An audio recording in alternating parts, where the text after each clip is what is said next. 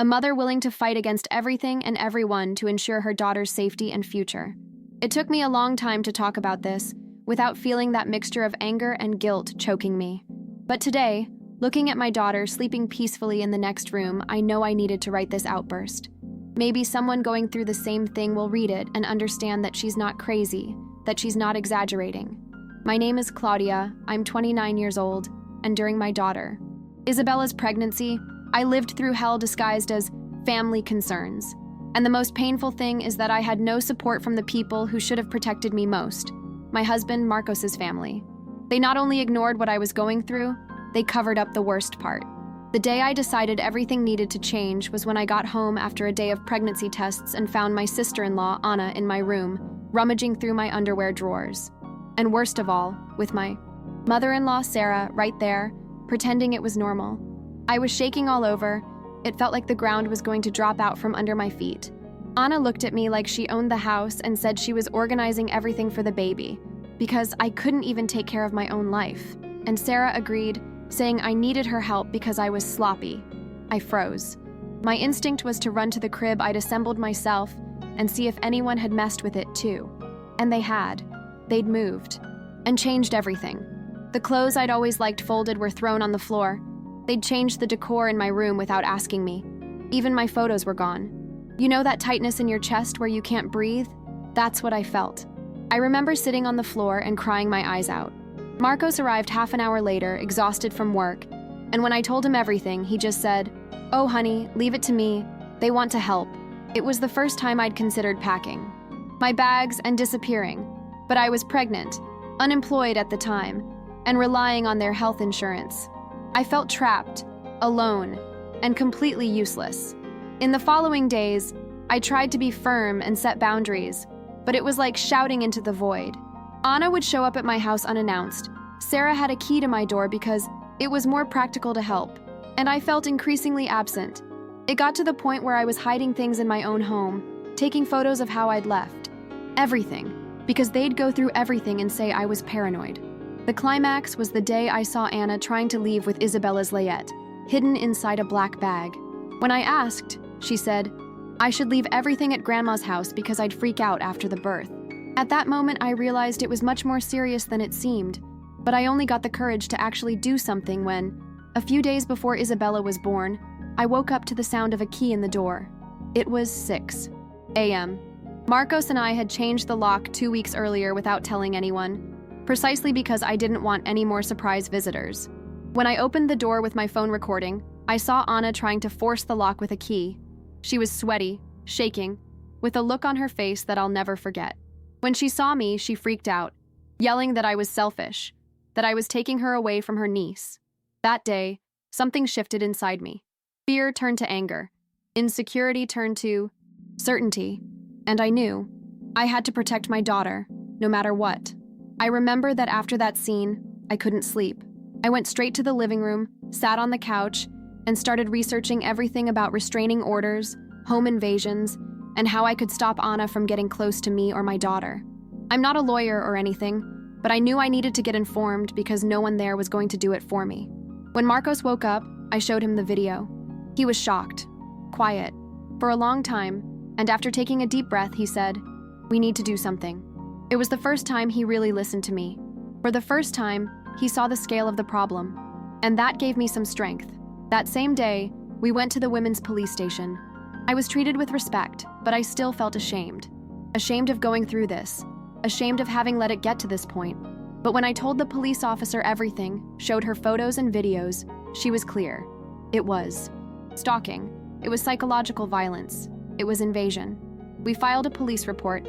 I requested a restraining order, and she herself recommended filing a court order to keep Anna away, not only from me, but also from Isabella when she was born.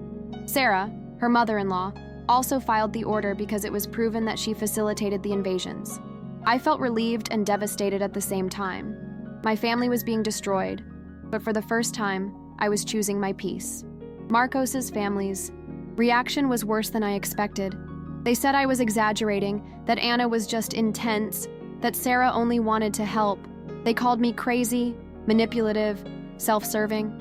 The only thing that held me back was looking at my belly and thinking, I won't let anyone mess with my daughter's head the way they messed with mine. On the day of the hearing, Anna didn't even try to deny it. In front of the judge, she cried, screamed, and said I was ungrateful. And that's when the bombshell dropped. The judge requested a psychological report, and we discovered that Anna had already been diagnosed with obsessive-compulsive disorder, was secretly taking medication, and the whole family was covering it up.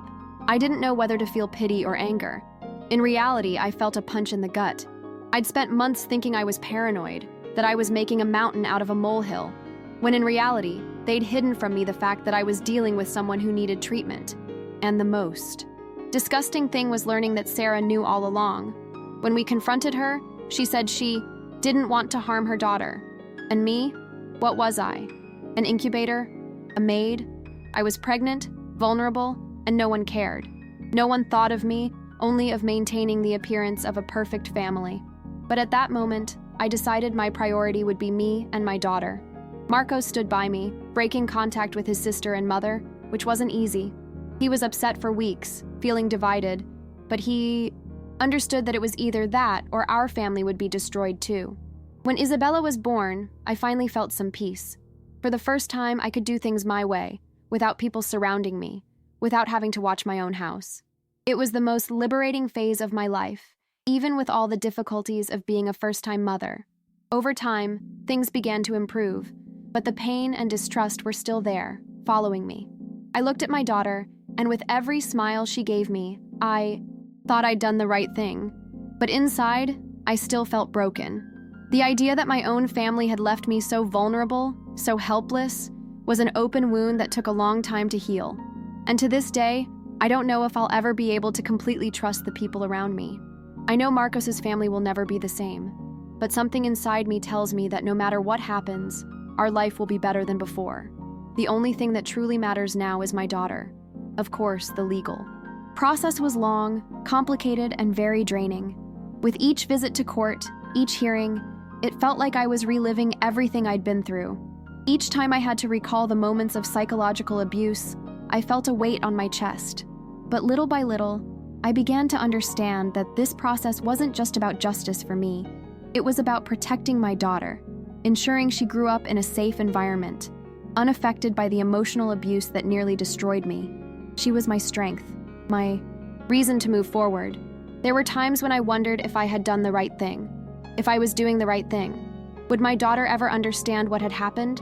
Would she see me as a hero or a woman who destroyed her own family? Sometimes the questions haunted me.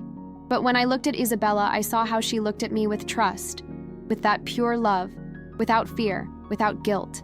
I knew I was giving her the best chance to be happy, to be healthy, to be free.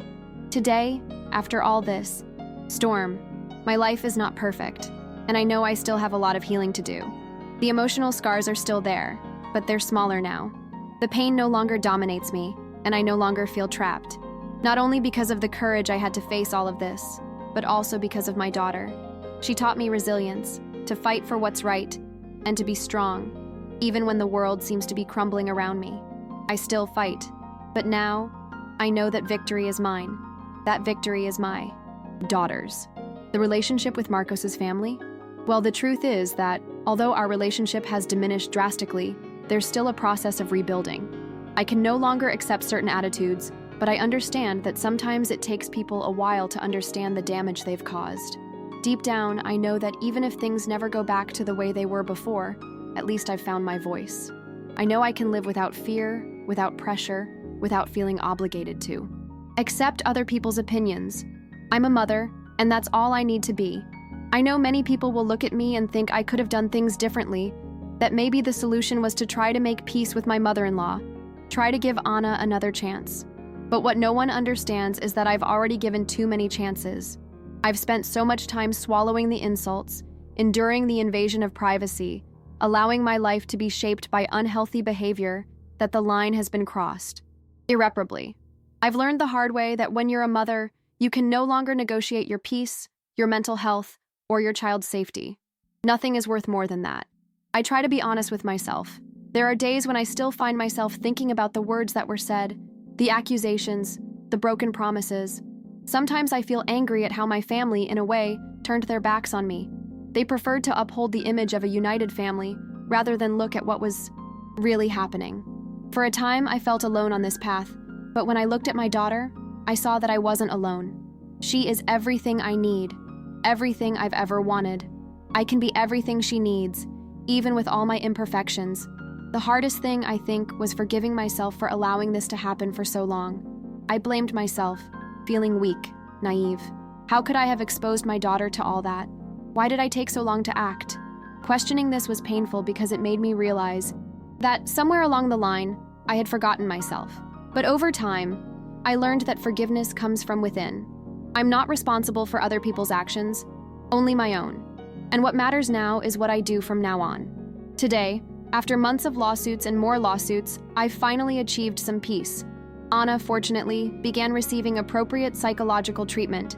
Still, she no longer has the power to invade my life, to control my choices, and this gave me a sense of freedom I never imagined I would feel.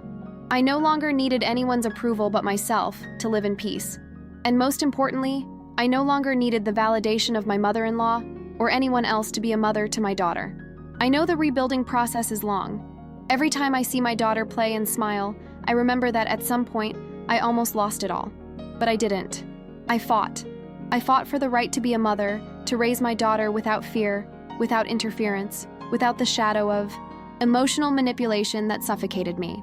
I looked to the future with hope, with renewed strength, and above all, with the certainty that the peace I built for us was worth every effort. If there's one thing I've learned from all of this, it's that overcoming grief isn't linear. It's not something that happens overnight, nor is it something you can heal immediately. Sometimes it feels like the pain returns, that the memories invade me and make me want to give up. But I know that everything I've experienced has made me stronger. When I look at my daughter now, I see not only my love, but the strength I've developed over time. She's a daily reminder that the fight is worth it, that every difficult choice I made was for her, to ensure she had a life full of love, free from the shadows that tried to suffocate mine. Of course, the fear still exists. Every time someone gets too close to my daughter, or when someone tries to have a say in my upbringing, I turn and protect myself. I still have fears. I still have moments when my heart races and anxiety consumes me. But what helps me get through these moments is knowing that now I am the master of my own destiny. I am no longer a victim of circumstance. I have learned to make my own rules, and no one will invade my space, either emotionally or physically. I won't lie and say it was easy. It wasn't. The price of peace was high, and still is. But I keep thinking about what would have become of me, of my daughter, if I had given in, if I had continued to swallow everything in the name of a peaceful coexistence. I regret not having acted sooner, not having realized how wrong things were sooner. However, I see that the important thing is that I took control of the situation when I could. Life will still teach me many things, but I know I have the capacity to learn and grow, regardless of what happens. I didn't want my daughter to live in a toxic environment. I didn't want her to be shaped by the same insecurities, the same emotional limitations that marked my life. And more than that, I didn't want her to grow up believing that accepting emotional abuse and invasion of privacy was normal. If she learns anything from my story, let it be the importance of putting yourself first, of having the courage to fight for what's right, of not letting anyone diminish your voice. I hope she grows up knowing that no matter how difficult it may be, there is always a way out, and that way is to fight with all your being. Today, I can proudly say that my family, my daughter, and I are stronger than ever. I still don't know what the future holds, but today, I know I'm in control of my life.